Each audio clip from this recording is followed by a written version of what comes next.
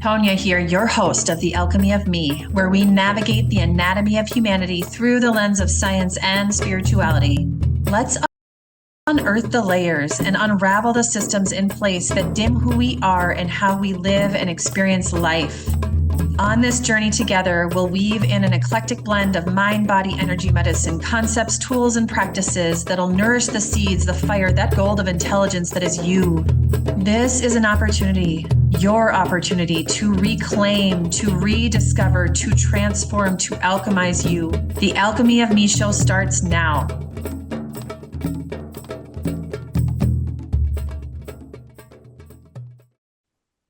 Hello, hello. I am Tonia, your host of The Alchemy of Me, where we navigate the anatomy of humanity through the lens of science and spirituality. And today we have something very special for you. And I am here with the one and the only Don Oscar Miro Casada. And welcome, Don Oscar. It is an honor, a pleasure, dear brother. Likewise, my beloved sister Antonia. Tonia.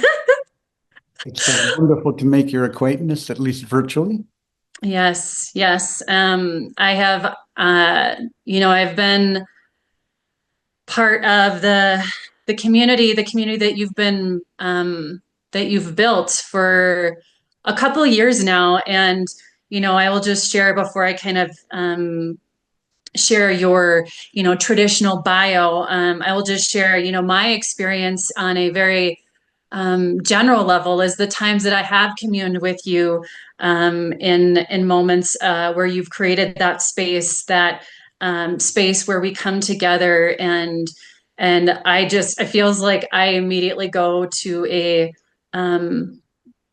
place of homecoming and of a remembering of who I am in that moment. And sometimes all I know is like, it just feels like there's so much love in that place. It's such a beautiful invitation and such a beautiful,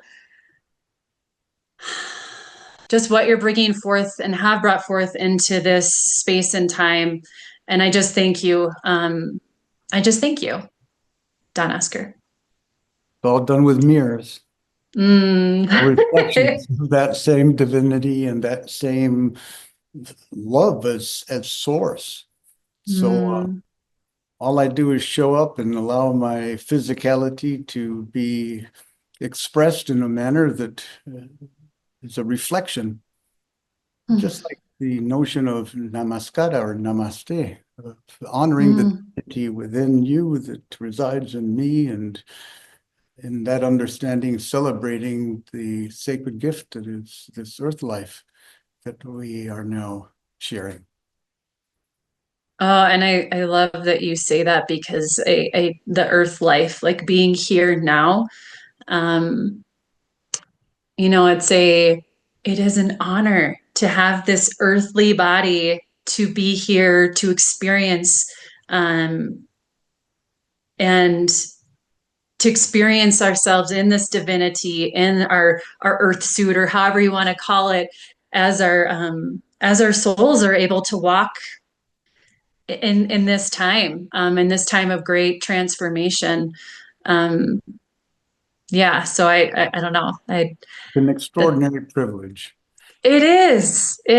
And I think that, the work you do and that you have done for so long, it's an invitation for some of us, a lot of us that feel that separation from source, from our divine self, from that place of wholeness and oneness. And with this, what you bring forward with the heart of the healer, and through the Pachacuti Mesa tradition, all of the other work and service that you've brought forward, it is an invitation to come back home. Indeed. And capital I invitation. Yes. Just like the title in English of the translated version of English of Sixto Pascual's book, La Misión Rama y los Guías Extraterrestres, translated into English, instead of the Rama mission and our extraterrestrial guides, the simple title is The Invitation, because it is an invitation to dance together in recognition of our immortal being. As you have heard me say before, that summarizes this level of consciousness that we're hinting at is available to all humankind. It's I am, capital I, capital AM, right? I am Mm-hmm. immortal in being, beyond form, fearlessly free to be all worlds, times, and places that summon me. So if you repeat that little affirmation on your own, when you wake up in the morning and before you enter into your dream time at night, you are guaranteed to have a joyous experience as a two-legged dancing their hearts out on planet in honor of Pachamama's sanctity, you know? Mm-hmm. Remembering that we are the great mystery, that we don't have to dissect it and break it down, but truly embody and live it. My reflections. I love it. I love it. So just to provide a more for anyone who's not familiar with your work, I just want to give just a general overview. I won't go, I mean, it would take an hour to cover everything you've contributed in this lifetime. So I'll keep it brief, but I just want to share. So you are, a transpersonal psychologist, a respected Kamaska curandero, Alto Masayok, an earth honoring spiritualist from Peru, Lima. Don Oscar is a visionary co-founder of the Heart of the Healer, Shamanic Mystery School, and the originator of the Pachacuti Mesa tradition, cross-cultural shamanism, a tradition in which I am honored to be a part of. He is also the author of Shamanism, Personal Quests of Communion with Nature and Creation, and Lessons in Courage, Peruvian Shamanism, Wisdom for Everyday Life. I know that only scratches the surface and there's a whole lot else to bring forward. I'm just wondering if instead of me highlighting it, if there's anything for you that you feel called to share. Well, simply that if people want to know more about this friendly holographic projection by the name of Don Oscar, they can go to theheartofthehealer.org, to our website, and fill their hearts to content. Yet, for that sanitized version of what I'm doing on this planet right now, there is a backstory to it, which I don't know if it's appropriate to get into on this interview. Yet, for the most part, I've dedicated my life to revitalizing sacred trust between humankind and the natural world, with an understanding that we are really made of starlight, and that the more we enter into a process of soul maturation through our shamanic practice, the more we become aware that we are shining ones, that we are luminous beings that are integral to weaving the web of interdependent, luminous relationships between ourselves and all expressions of our cosmic mother's dreaming. In a nutshell, just love yourselves and be happy and be fulfilled with the simple fact that you have been gifted the sacred and beautifying experience of life. That's where I see shamanism in this day and age making its greatest contribution, if it's done in a manner that is selfless and beyond the need for personal recognition or reward, as a labor of love. Mm-hmm. And that's what I've dedicated my life to doing. Sometimes in a good way, other times, repercussions that I won't get into right now, but it's all part of the dance of being in body, right? Yes. Yes. Yeah. And see, I couldn't bring that forward. That was much better explanation of kind of the ethos of what you are bringing forward into this life of service, truly. Mm, You know the Rainbow Tribe salutation, right? I do. Just as a reminder to everybody that's going to be participating, there's a teaching in this. Is it okay for me to? Oh, please. So let's imagine that we are all part of this rainbow tribe. Not imagine it. Let's live it. Let's embody that reality. Mm, And the hand is an extraordinary instrument that has allowed us to do what we do as humans, and for the most part, in a productive and life affirming way, although it's been misused as well. So the Rainbow Tribe salutation is this: if you see anybody that crosses your path and does this to you, mhm,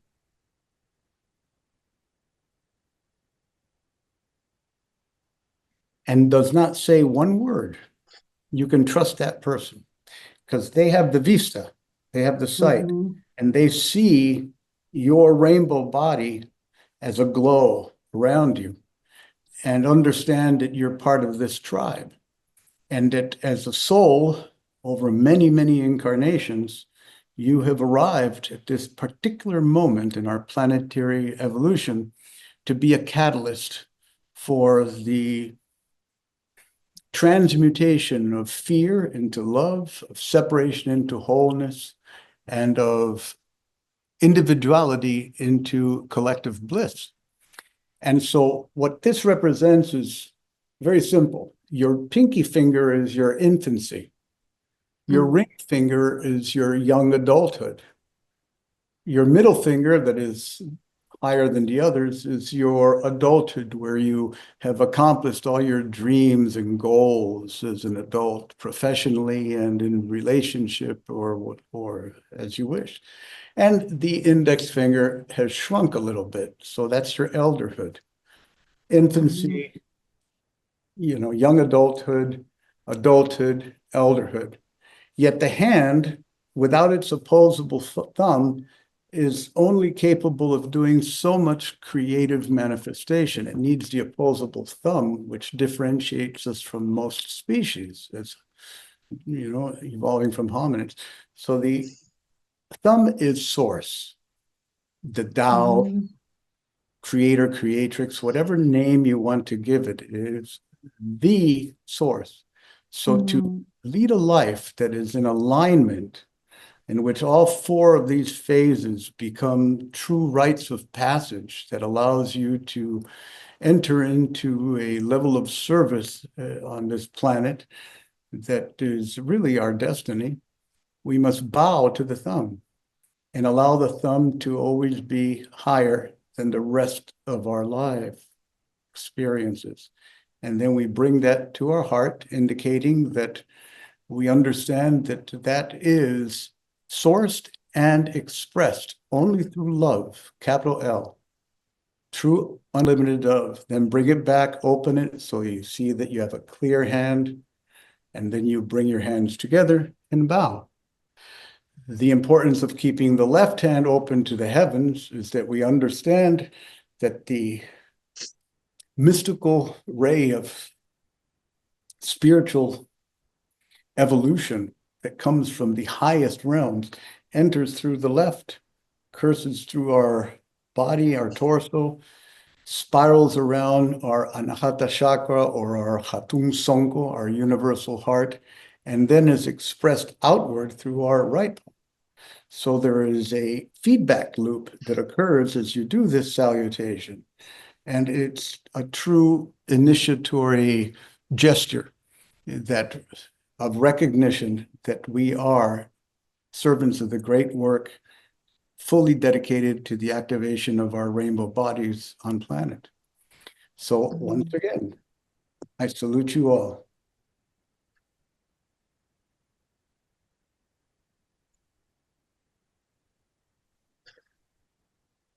with love. Mm, thank you.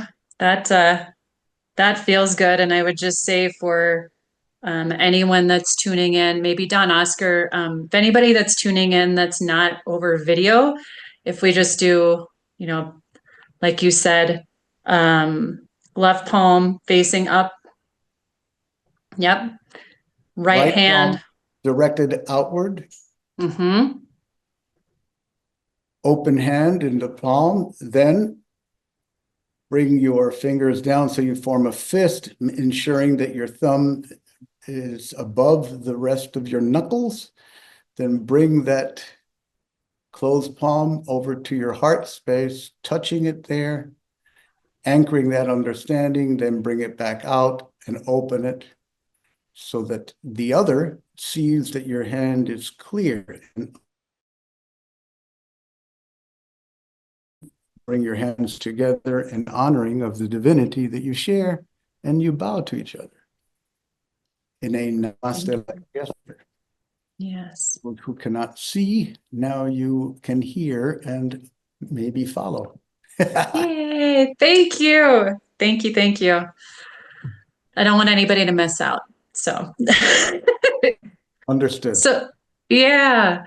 So just to um, continue our weaving today, really looking to explore something that I feel to me it's come up a lot in my own personal journey and my um kind of the weaving of my understanding of shamanism and kind of settling back into my practices in this lifetime, and just an interesting, looking at how I think one of the things I love, there's so many things, and I'm not even going to go into it. We don't have time for that. Of what I love about your work with the Heart of the Healer and the Pachkudi Mesa tradition is this, it's the honoring of our Earth Mother, which is, I don't think I've mentioned this to you, like alchemy of me is Mother Earth. So the alchemy of our Earth Mother.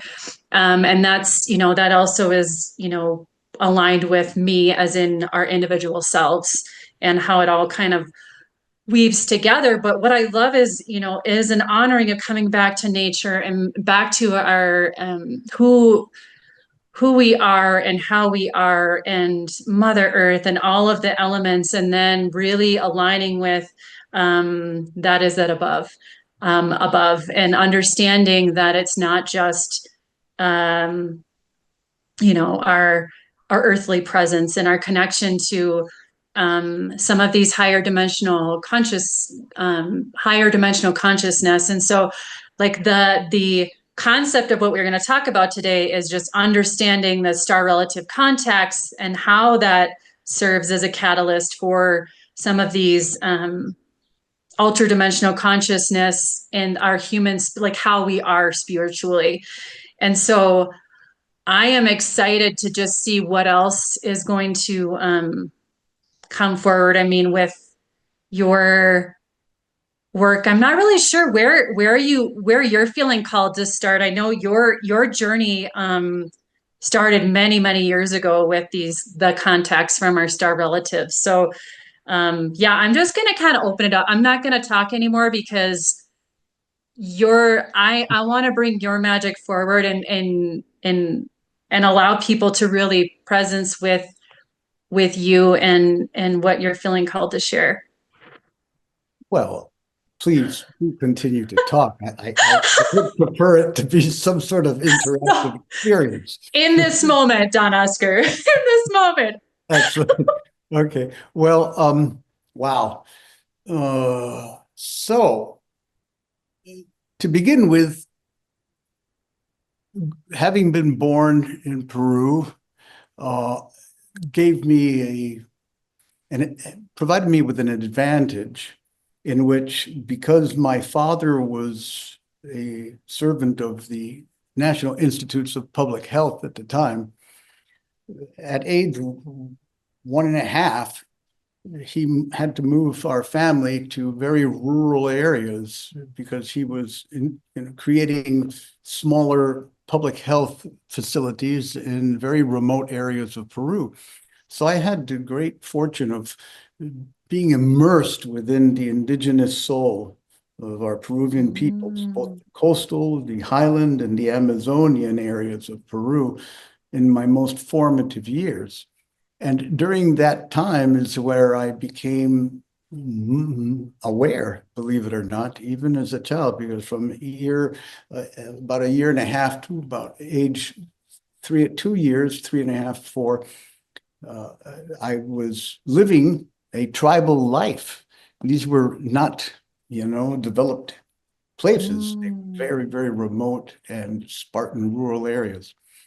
And was privy to the rituals and the ceremonies and the rites of passage that our native peoples of Peru were immersed in themselves, and had contacts with beings that subsequently I did not remember, but then over time became much more tangible and palpable in my consciousness. And little by little, as I began to deepen my own apprenticeship in shamanic practices of Peru, primarily the Huachuma tradition of the northern coastal regions and the Pacocuna tradition of the southeastern highland regions, these memories began to become crystallized as awareness, crystallized as a visionary direction, crystallized as my purpose and my dharma on this planet. And this is how the emergence of the Pachacuti Mesa tradition and the subsequent creation of the Heart of the Healer took place, nourished and fed by these experiences as a child and as a preteen. Now, those interested in finding out more detail can read in Lessons in Courage that I co-authored with Bonnie Glass Coffin. Basically, she's the leading expert in female curanderismos in the world, Peruvian female curanderismo in the world, and she interviewed me, and out of that came this book. So there's a lot of detail in this book about my background for those that are interested. Now, beyond that, though, is the fact that over time, I was led to also, as well as my understanding and awareness of the multidimensional pleroma or fullness that is our shamanic consciousness, and having experienced that firsthand through my apprenticeship, met Sixto Paz Wells, which is the founder of the Rama Mission, which is a contactee group that was formed in Peru in 1974. And as a result of my experience with them, I became aware that we could consciously, through certain practices, have scheduled sighting experiences, and not just sighting experiences, yet actual communion with these beings that are, in my opinion, of the seventh dimensional realm of astral awareness, that are able to become our guides, much like our power animals and our spirit helpers that we invoke during our shamanic ceremonial practice. We can also call in these very advanced intelligences and ultra-dimensional denizens that populate our seen and unseen cosmos. And it became a very, very, busy and populated realm that I was learning to navigate, sometimes deftly and other times abysmally failing in my approach, because there always comes this risk when you enter into these realms of multidimensional consciousness to become enchanted by the bling, to become addicted to the phenomena rather than to the actual understanding that these are just phases, levels, and important yet not indispensable encounters with liminal reality, this in-between, in-betwixt world. And once we become fascinated by it, at least in my experience, a fixation can happen in which you identify yourself as the contactee, forgetting all along Mm, that you are the source, that basically what you're seeing in this very evolved star relative is yourself in the future. And therefore, it's not something to worship or become attached to in any way. Just understand that it's a glimpse into what awaits us all as we move beyond our three-dimensional encapsulation into this more expanded and limitless dance with mystery. So that's a mhm. distillation of what's behind what I'm doing here on this earth plane at present. Now, in my own experience, communion with non-ordinary denizens and inhabitants of shamanic or interplanetary realms is much more important than proving or making static and verifying their existence. The minute you need to verify something, it means that you are coming from a place of ego, that you need Mm, to prove to someone other than yourself that what you're experiencing is valid. And it's tricky because as younger souls, in a way, that's how we develop egocentric or supportive experiences that define our identity as a self. Yet, if we become too identified with them, then it becomes a dogma, right? It becomes mhm. a fixated understanding of ourselves, and that prevents or precludes further evolutionary bliss and expansiveness. So it's a dance that requires walking a very fine line between holding on and letting go, acknowledging with humility and deep, deep reverence the presence of whatever guide, seen or unseen, shows itself in your life, and never fixating yourself on receiving its approval or attempting to control its presence in your life. That's Mm. what I'd like to remind our listening and viewing audience of. Well, I just want to highlight, so wherever, first of all, thank you, Don Oscar, for that. And um, an invitation, I think, for anyone that is tuning in to really um, to feel, to feel, to feel the words and not feel like you have to understand the words. Just presencing in with that, because a lot of times, like you said, the ego can get in the way of the experience, trying to understand. And I have a science background, and so that has been my default, and I have spent many years trying to let that go.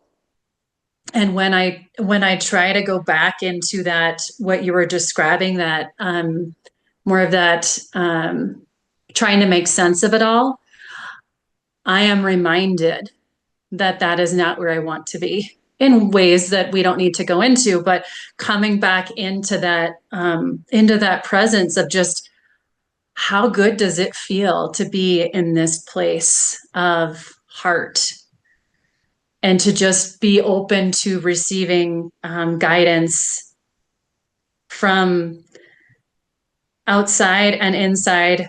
I guess it's both inside ourselves. I'm going to screw up the words. But essentially it doesn't matter because I'm not attached to it.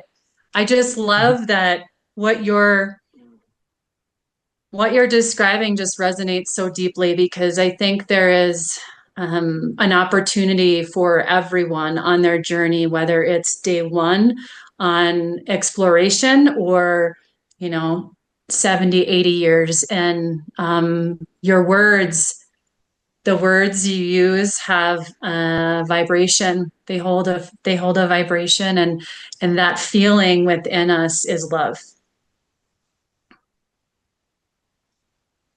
Yeah. Preciso, precise.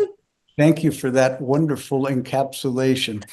And thank you for highlighting the fact that I never expect people to approach whatever issues forth in word from me as something to be memorized or integrated fully and made into some pragmatic wisdom corpus that is going to be the salvation Mm. of their ontological angst.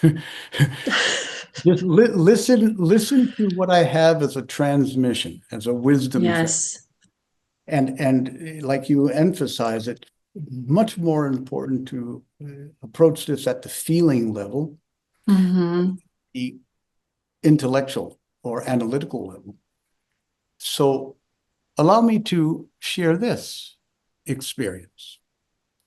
Let us all close our eyes, please, Mm-hmm. and bring our awareness to our breath, allowing our breath to become effortless and natural through the nose at your own pace, own rhythm. Full, deep, lowered diaphragmatic abdominal breath. Feeling your belly rise with every inhalation, filling your lungs to capacity, and releasing fully, feeling your belly flatten with every exhalation. Inhaling, exhaling.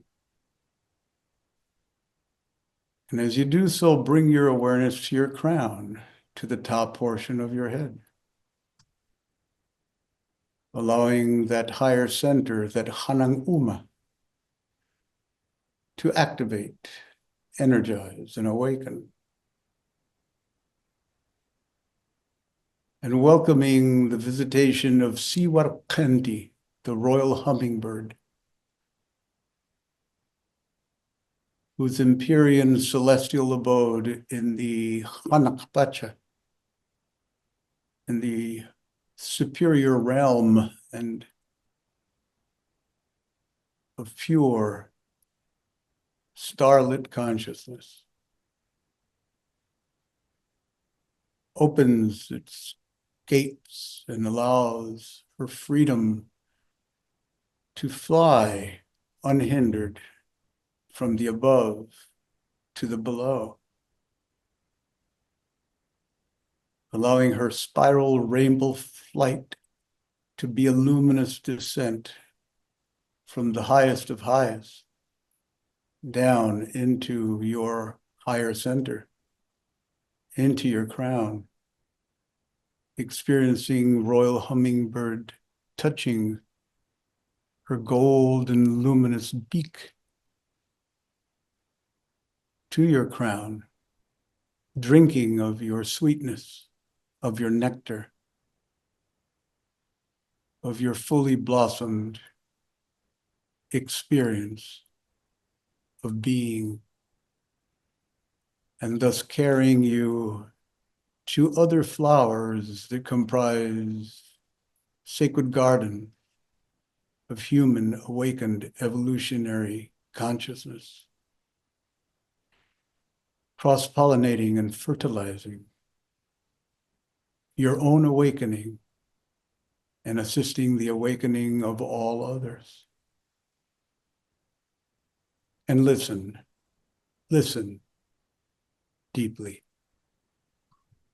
Star relative contact experiences challenge entrenched paradigms and beckon us toward a fuller, richer understanding of human existence. They function as evolutionary catalysts, initiating an expansion of consciousness that resonates with shamanic traditions, quantum revelations, and the timeless language of archetypes. In embracing these truths, we move beyond narrow definitions of reality and identity, stepping into a future where the human story is entwined with cosmic stories. We awaken as shining ones, poised to guide our planet and one another toward a destiny of healing, wisdom, and love. Our journey has only begun.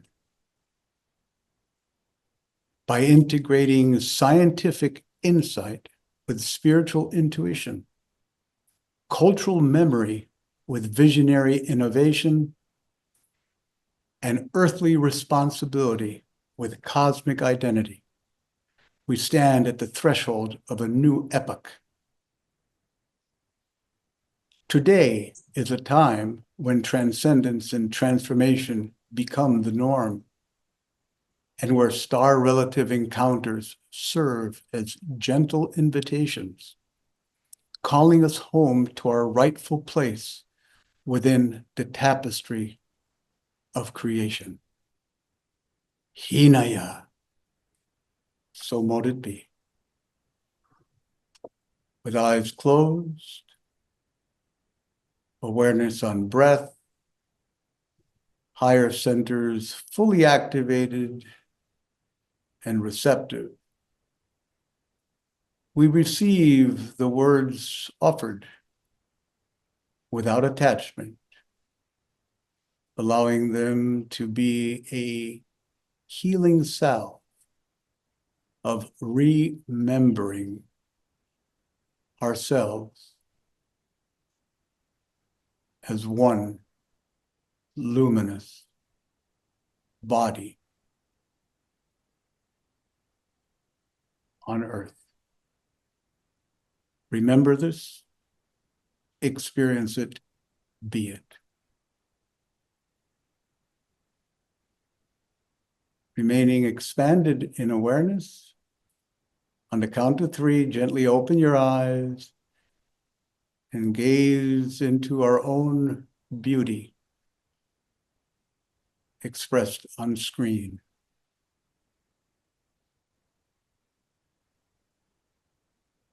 1, you're aware of your breath, your breathing, your physical body, balanced, strong, energized, alive.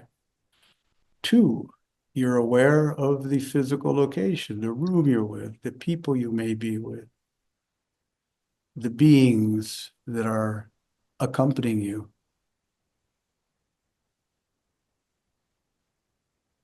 3, slowly, gently open your eyes and gaze into the screen, please. 3.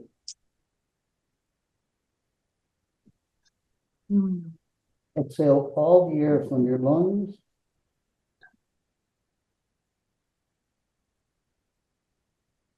Hold on the exhalation.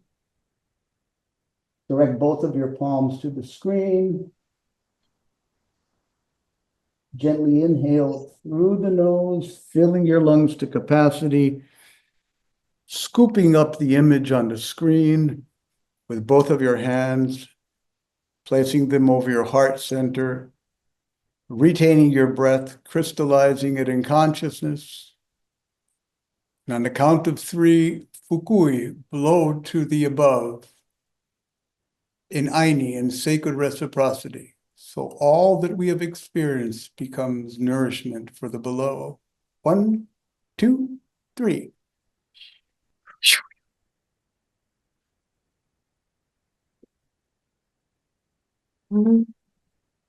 that encapsulates pretty much my experience of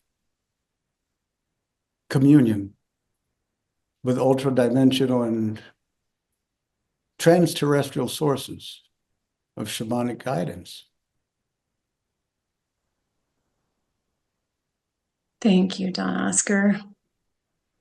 Let's take a quick break, and when we come back, we'll just wrap up our weaving.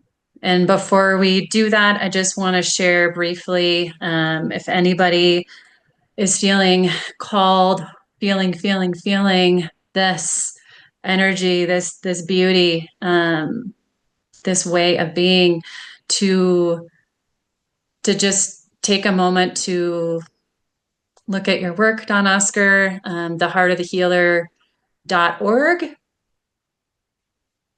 website. Yep. And yeah, we'll be right back.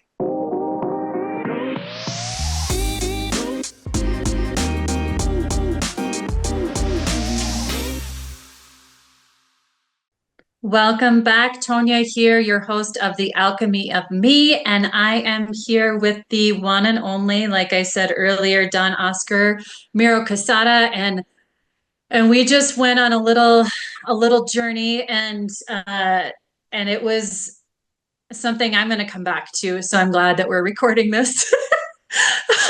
So thank you for that, Don Oscar. And I'm just curious if there's anything else kind of following that experiential moment, and then following our break, if there's anything that you feel guided to share before we kind of transition into our last moments together.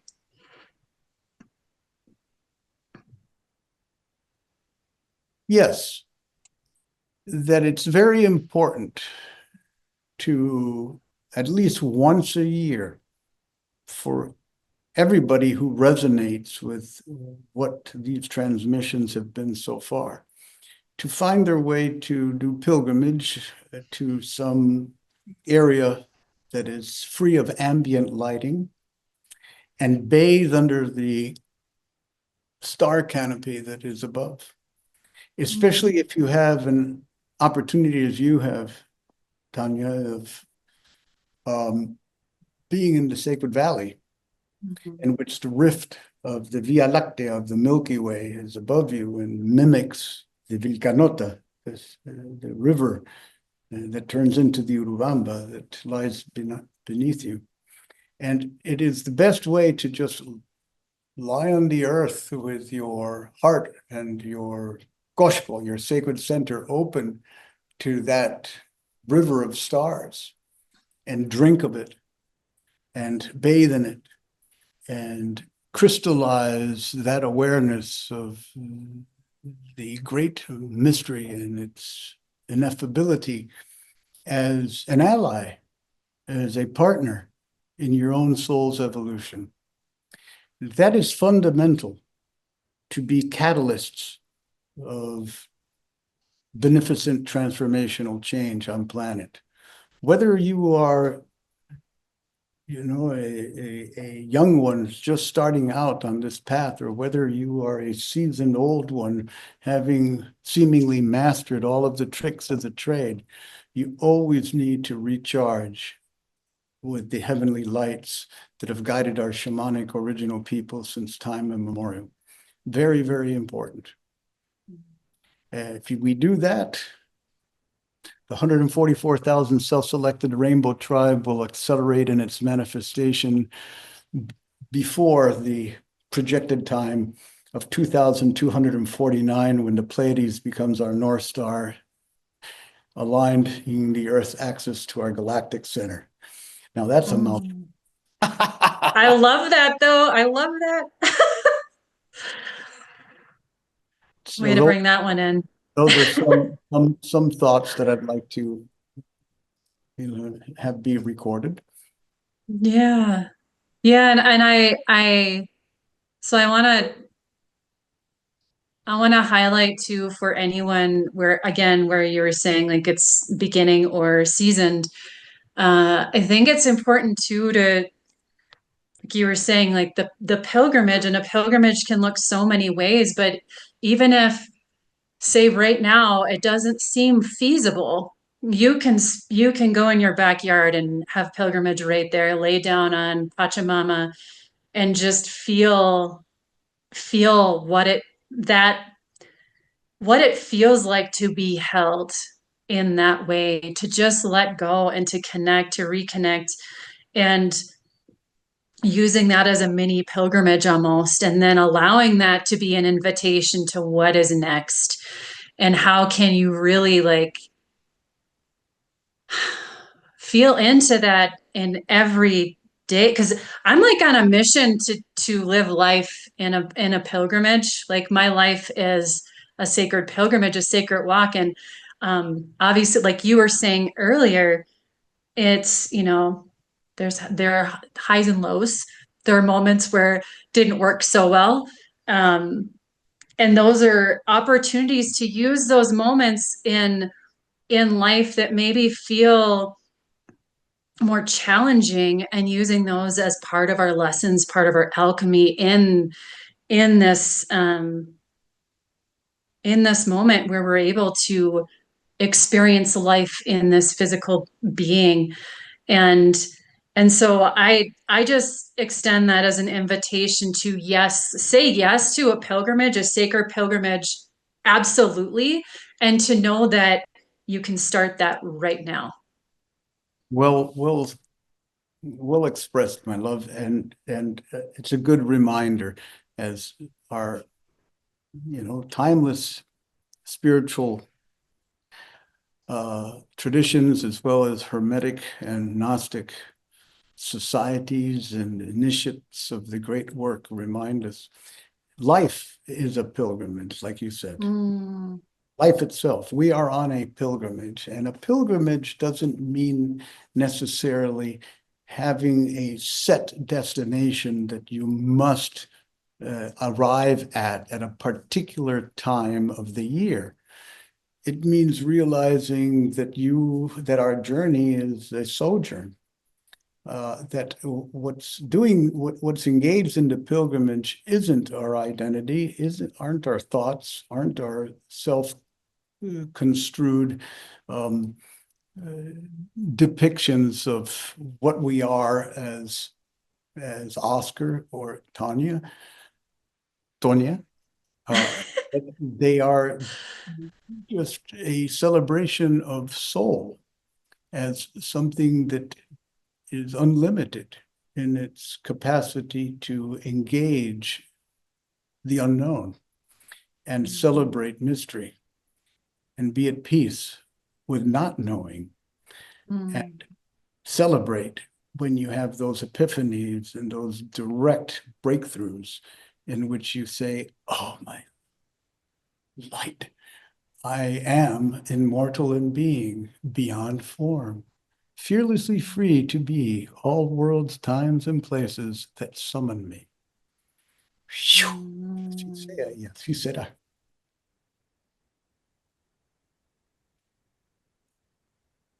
Got that one. Thank you. a good little reminder that we can, in the midst of chaos, understand that we are born of an exquisite order from cosmos. Oh, And as a scientist, you understand, and as a biologist, you understand that entropy or disorder is simply just a cosmos or order just shaking itself off of some little mm, pesky experiences. But ultimately, it's just busy noise, chaos. It's not going to destroy you.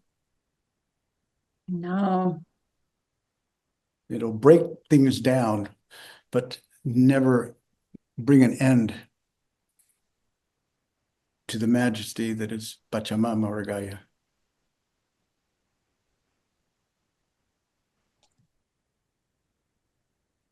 yeah, and it reminded me of something. my dear soul sister Jessica, who you know very well, said to me recently when I was going through something, and she reminded me of that I am the light, I am not the lantern.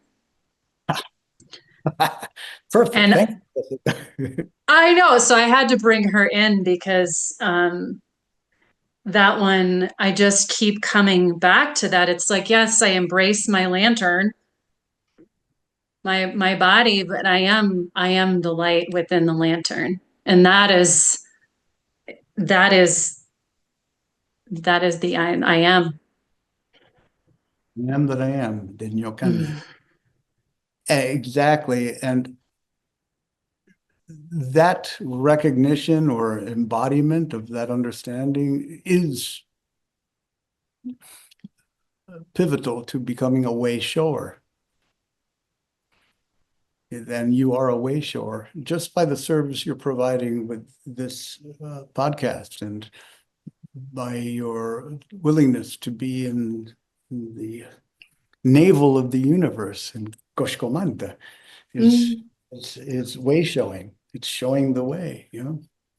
And thank you for bringing up Jessica, and because there's going to be an Yeah. exciting opportunity for her and my beloved brother Aguila Negra, Gary Langston, to initiate the first of since 1997, which the only time I facilitated the 5-part apprenticeship series of the Pataguti Mesa was in Cusco in 1997. And Wow. and so this is the only other time that the full 5-part series is going to be offered there. And I plan to show up for one of them in person for sure. I don't know which one yet. Whoa, I did not know that. Well, that, oh, wow.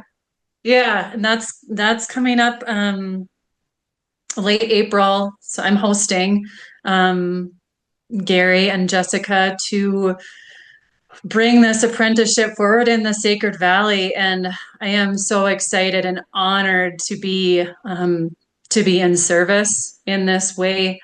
Um, and and um, the Apus, the sacred mountains, are calling, and just to be able to be here to hold space for this apprenticeship here in the Sacred Valley, and to do our Pakawachu within this place. I am so excited. I am not even going to share what Pakawachu is. If people feel called and interested, they're going to have to, you know, say yes to wanting more information.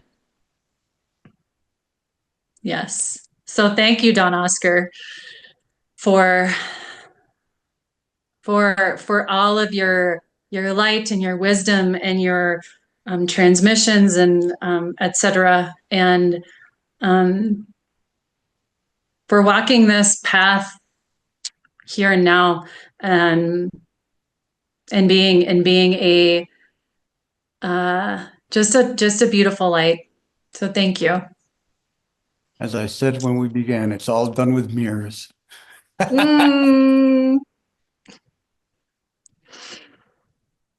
Well, I look forward to seeing you in Yes, yeah. that I'm not there to do any teaching. I'm there to just No. support you and our brother and our sister Yep. in blossoming Mm. within the Sacred Valley and Beautiful. communion with the Apukuna, the 12 principal Apukuna of our lineage. Thank you, Love you. Don Oscar. Love you too, dear brother. And thank you for everyone for tuning in, and we will see you soon. Aho.